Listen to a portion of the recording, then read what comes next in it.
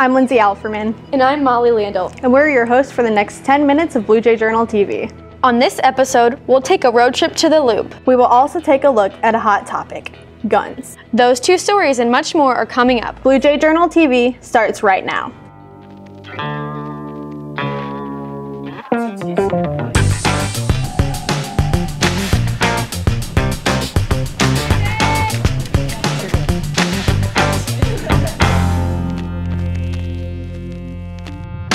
In our top story, there is a dangerous new drug trend that has hit Franklin County.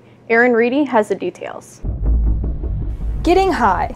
Teens have found a new and dangerous way to escape reality. Dabbing is when they take the oils from the THC from the actual marijuana plant, remove it from that, and it is in a concentrated form. Users make butane hash oil, also known as BHO.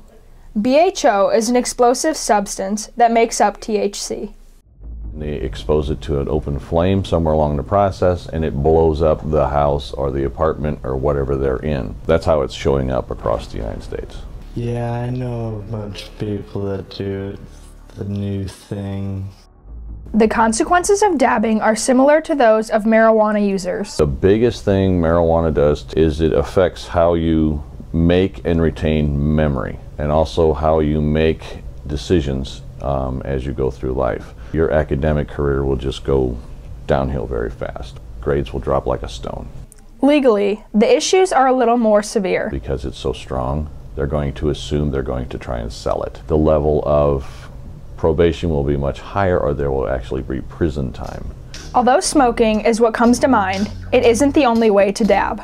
You could put the wax in a vaporizer, but I did it with the torch. It can also be used with water pipes, with oil pipes, and here recently we're seeing them with e-cigarettes. All of the edibles, candies, brownies, cookies, all of that stuff out there, they take dab and replace it for the butter.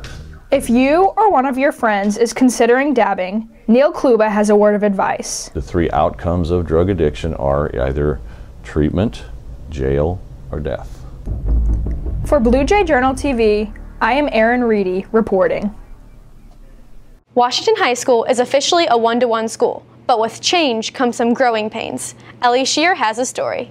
Obviously, there are students that just aren't comfortable with technology. I like that you can actually open the book and flip through the pages instead of having to click back and forth. It takes a little bit of time. While some people, like Haley, prefer paper books, others prefer the Chromebooks. But it has helped a lot of students stay organized, I'd say.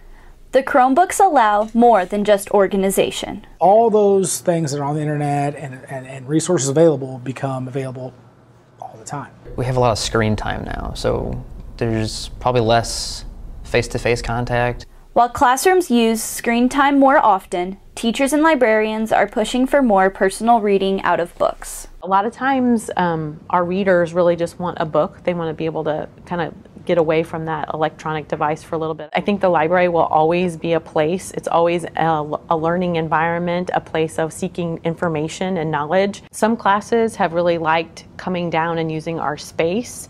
They like to be able to spread out. The faculty and staff are trying to keep our students comfortable with the changes. Everybody's got something that they like or that they don't like. The hard thing right now is meeting the needs of all of those people.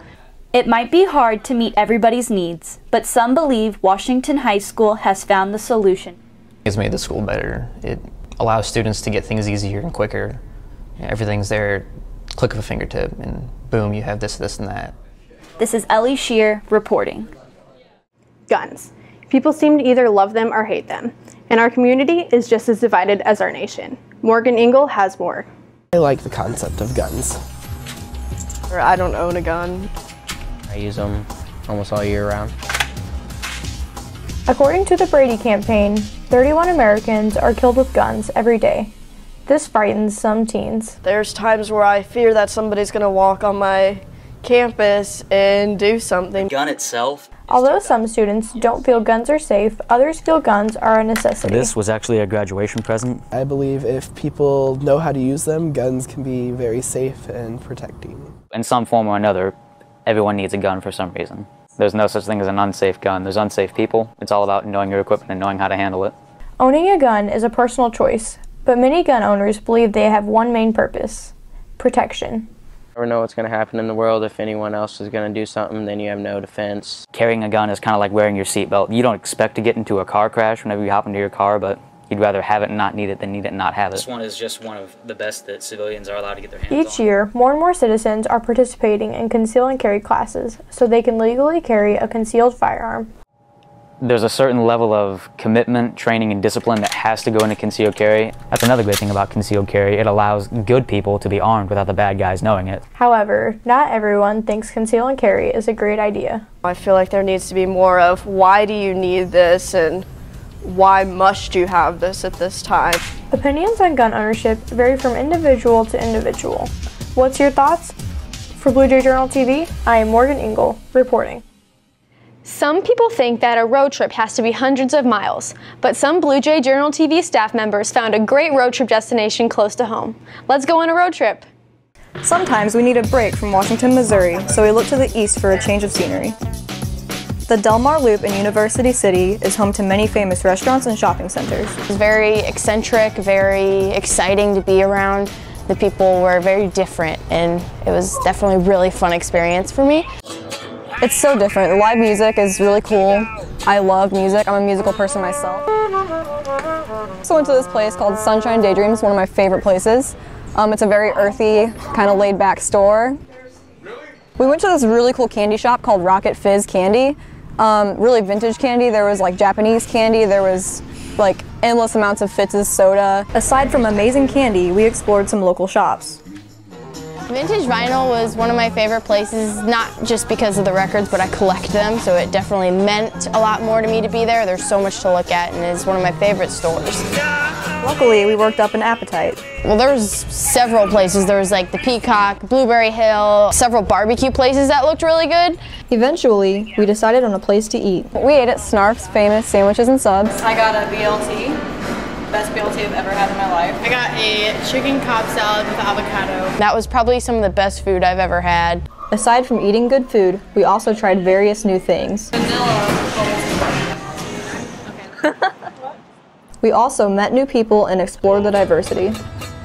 Especially here on the Loop and in University City, there's a lot of diversity. You see a lot of different people, you hear a lot of different languages.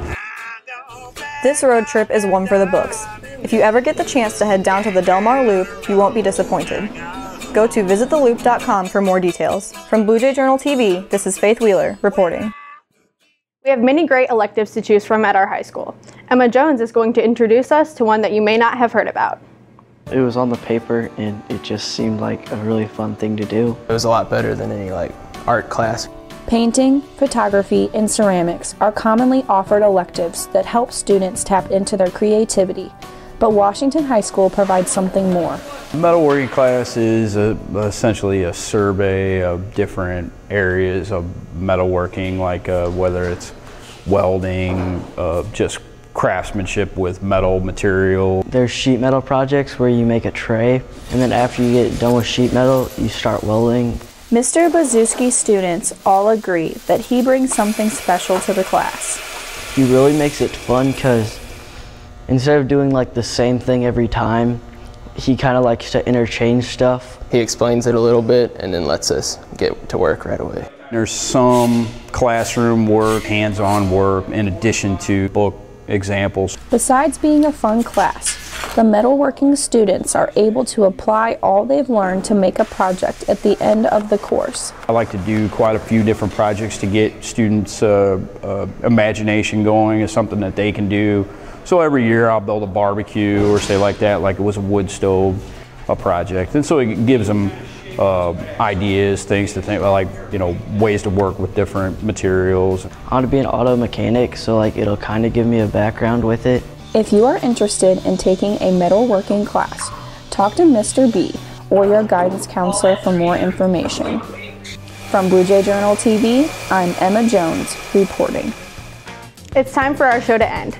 That's right, but remember, you can always find more at www.bluejayjournal.com. Also, follow us on Twitter at Blue Jay Journal and like us on Facebook at Blue Jay Journal TV. Thanks for watching. Have a great day.